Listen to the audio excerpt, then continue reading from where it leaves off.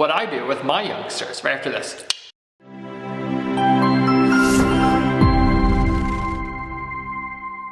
Hello fellow Christians, how you doing guys? I'm Nolan M Cruz. I'm here to make your life just a bit better, so here we go.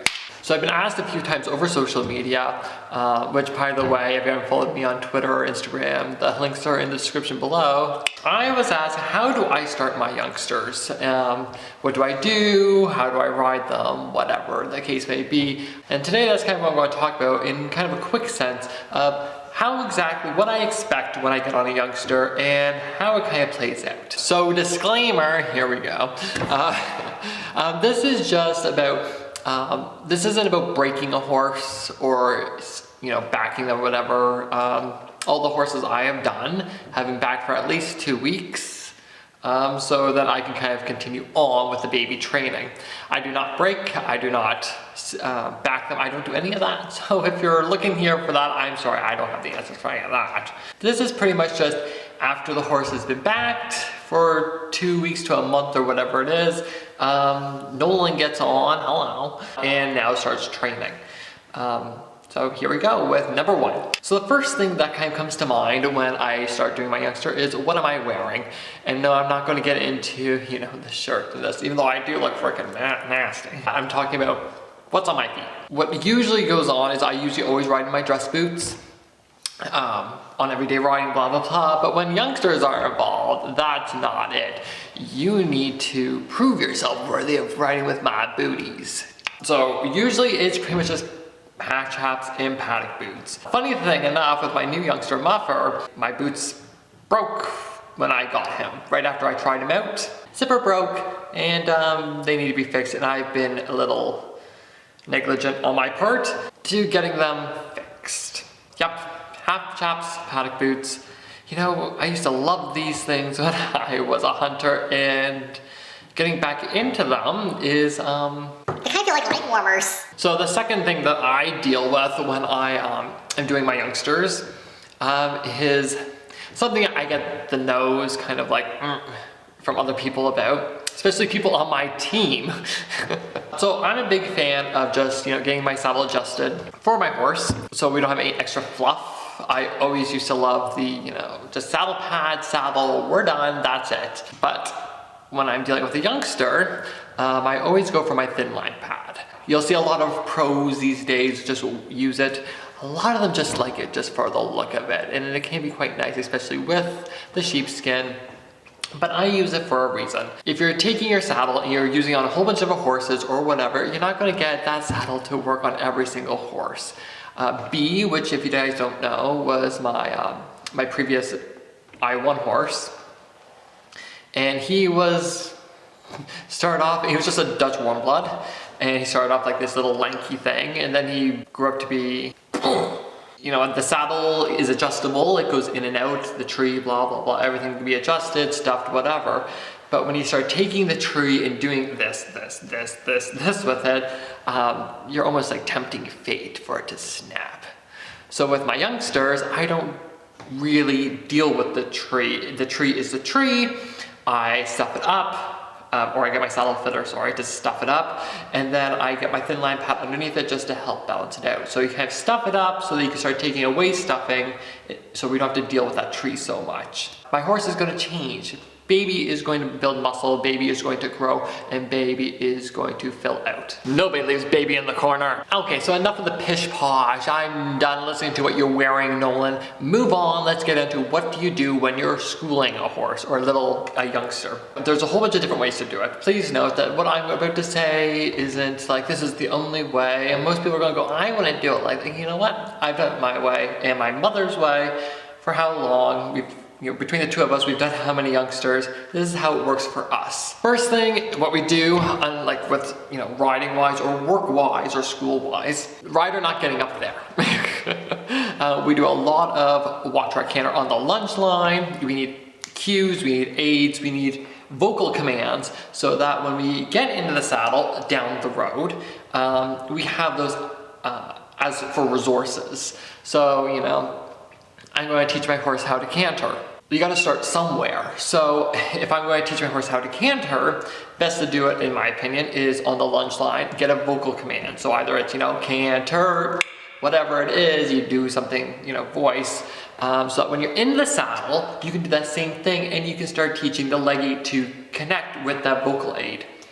So that's kind of what we do. So the first, usually, and please note everything I'm about to say is very wishy-washy, meaning it's just a feel that we have as the rider and the people who are working with the horse. So it's not like, after 3 weeks, we're moving up, this is what we're doing. No, if it takes 4 weeks, 5 weeks, 6 weeks, whatever, or it takes 1 week, whatever it might be, however the horse is progressing, we continue with it. Just using this as an example, say after 3 weeks, 4 weeks, horse is getting it, he understands walking. So when I say walking, it means we're walking, and when I can exhale, that's supposed to be a quick aid to say, get moving. Or if you do a exhale, that means more of a loosen it off and open up the stride a bit. Same with the trotting, you say trotting, horse starts trotting, great. Same thing, you do a move on forward more, or you can do the and that'll say, relax in that trot. Now open up the stride, start pushing it a bit. As I say, it's all vocal commands. And once again, into the canter, same thing. Usually when you are in a trot, it depends. Some horses love to canter. They don't want to trot. They're like, let's go canter. I can do cantering all day. And then you got the other horses who say, I can trot all day. Screw cantering. I'll just trot really fast. Those are the types, the horses that want to just trot really fast, not really canter. They're the ones that are going to stumble and fall into the canter. So those are the ones that you need to really school in that vocal command for the canter, so that every single time, with a person or without, when you say it this way, they do it. Now speaking of the cantering, my new guy, Muffer, he is exactly that. He is a big Dutch warm blood, and he decides, I got a big stride and I don't really feel comfortable cantering, so I'll just trot really fast. Okay, that's fine. Just make it really simple so that he succeeds, which is another thing that we do, is we always set up to succeed, we never set them up to fail. When you're dealing with babies, they don't know right from wrong, they really don't. They just have no, what the hell is going on, or what the hell am I doing in this arena, or this outside ring, and why am I not with my friends, and that'll go through their head. So you know what, you just have to be very much persistent and kind of unemotional. Except for when they do it right, that's when you get really emotional and very yay! So what I mean by is don't set them up to, or you always want to set up to succeed, not to fail, is I'm going to use this as an example. Let's say Muffer struggles with picking up the canter lead. And when he does, he's very good, whatever, but it's getting it there and trying to get a good transition to it. If I get on, let's say I get on today, and I'm being lunged, what are we not going to do? If I find that he's really runny and he's very tight and blah, blah, blah, and he's not really listening to my aids, is today really the day to say, you know what, today we're going to canter? No, it's not, because his mind's not in it. You know that's something to struggle for him. Oh, horses are running around outside or whatever it is. Don't set them up to fail, set them up to succeed. So if those are the days where he's not really listening to you, or his focus is somewhere else, or he's just struggling physically, you know what, best to do a lot of walk trot transitions or whatever it might be, so because he's really good at stuff like that. So at least that brings him back to, we're always setting up to succeed, not to fail, which is another thing. Always do one step in the right direction. Muffer just likes to trot really fast, and when he canters, he's like, I don't know where my feet are. Okay, so we'll play with this a bit. We will always do on the triangular circle of the lunge session, we will always pick one spot to canter every single time. So he knows when I say the vocal command at this spot, that means we canter. The first few times, it's going to be ugly. And if you are at home trying to, do the same thing with your youngster, understand that it's not going to be pretty at the beginning. Yes, he's going to stumble into the canter. He could bolt off in the canter, whatever. But you know what? If he tried, he took a step in the right direction, you're doing well. You know what? We can't expect to, make mountains and whatnot. We just need these little stepping stones to get where we want to go. If you say, I want to pick up the canter, canter, whatever your aid may be, and he canters, it doesn't matter that he fell into it. It doesn't matter that he ran into it or whatever it might be, or he bolted off or whatever.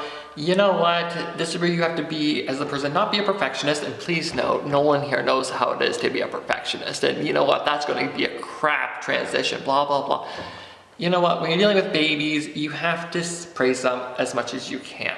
And if they took a step in the right direction, good for them.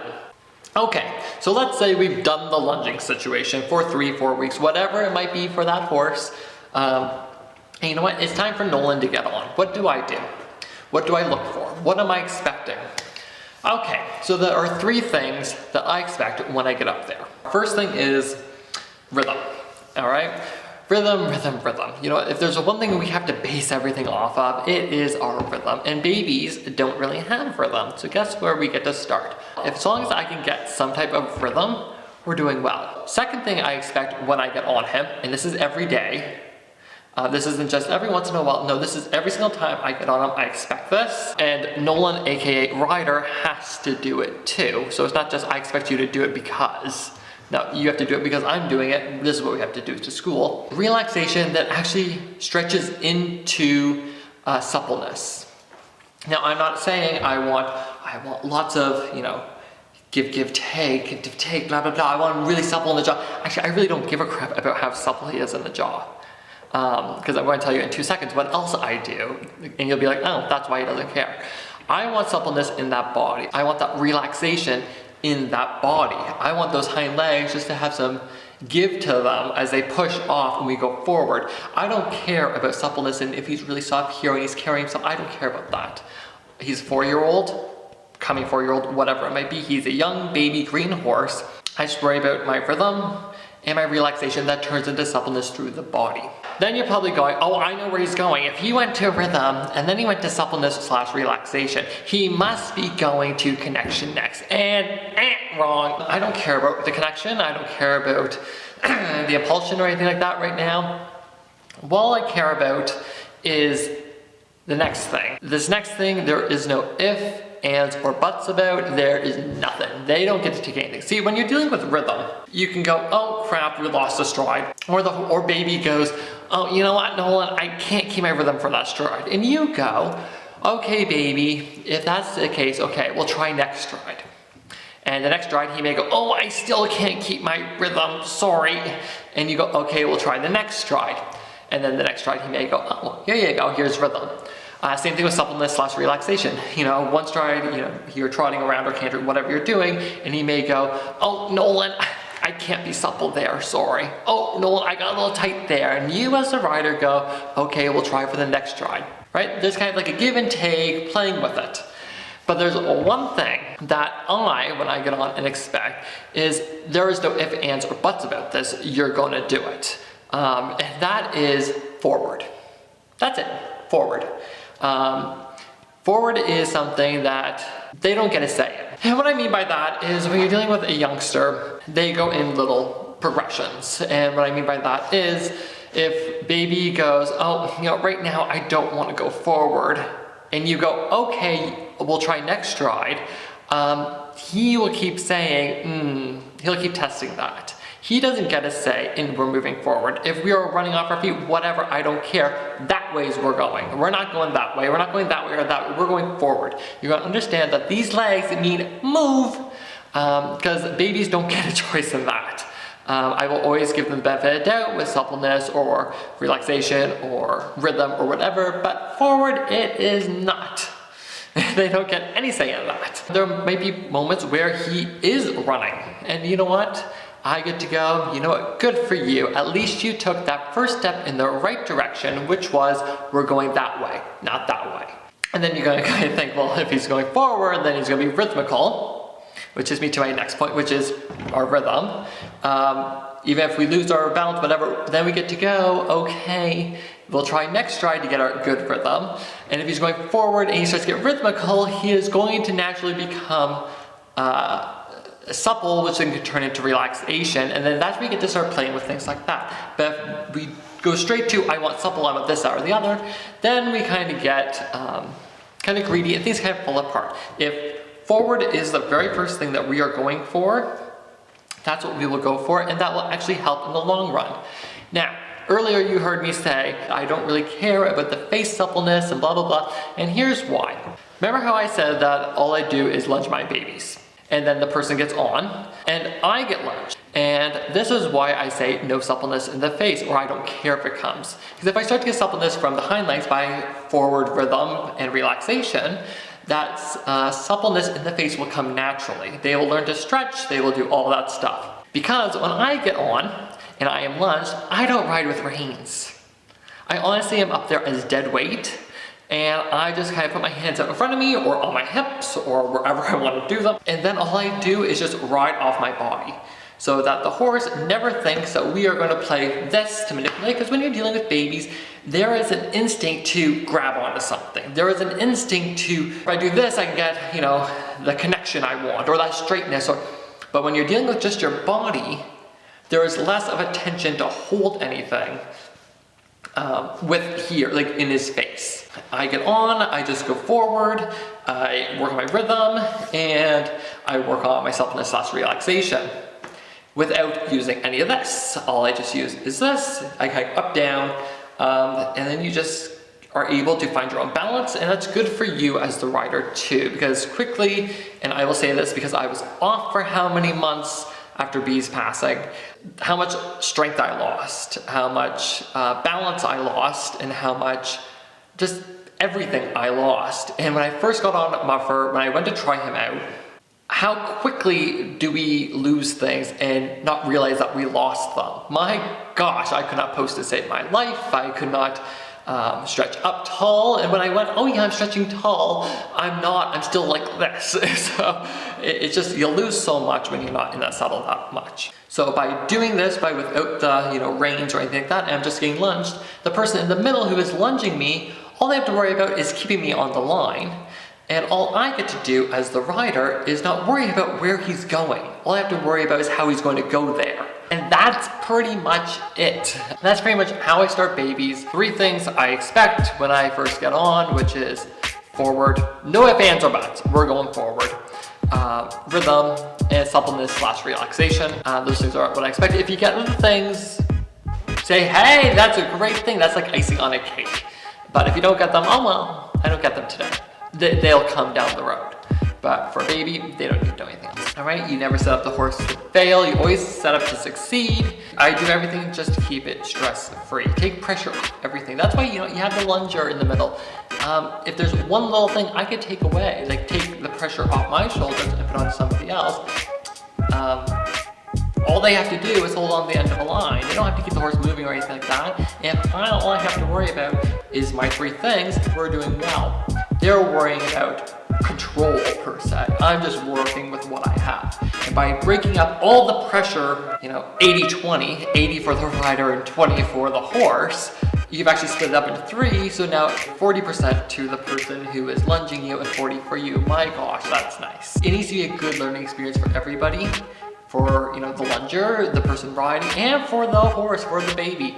You need to just make it so it's lots of fun. And that they keep going. When you walk in that barn, they're at the door going, are we going? Are we going? Because yesterday was a lot of fun. And there was nothing angry about it, or frustrating, or about it. So what do you guys think? Do you have a way that you do your youngsters, or just your horse? It doesn't even have to be a youngster. What is your program like? Is there something that you do with a new horse that you get, whether it's a schooled horse or a green horse, that you do for the first few months and then you go do something else? What is it for you? Let me know in the comments down below. I like to read those things, and it's also good just to get the whole community engaged. And if you haven't already, followed me on Twitter or Instagram. The links are down in the description below. I do follow back horsey accounts. And while you're at that, hit that like button, hit that share button, and while you're at that, you should hit that subscribe button too. I have new videos up every week, just for your entertainment, but also to shed some light on some of the things that don't get talked about in the horse world. I'm Nolan M Cruz, and I will talk to you later. Ciao!